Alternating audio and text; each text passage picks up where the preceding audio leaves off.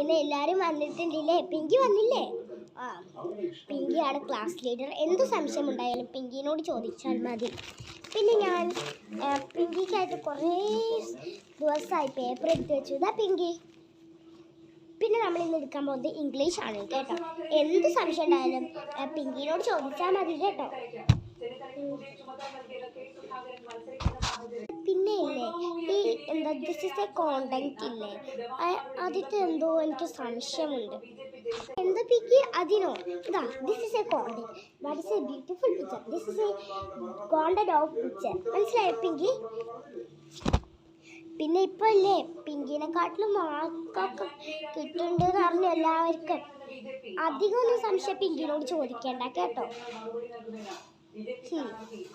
പിങ്കിനെക്കാട്ടിലും കൂടുതൽ മാർക്ക് അവിടെ ഓരോരുത്തർക്കും. അങ്ങനെ നിങ്ങൾ വേണ്ട.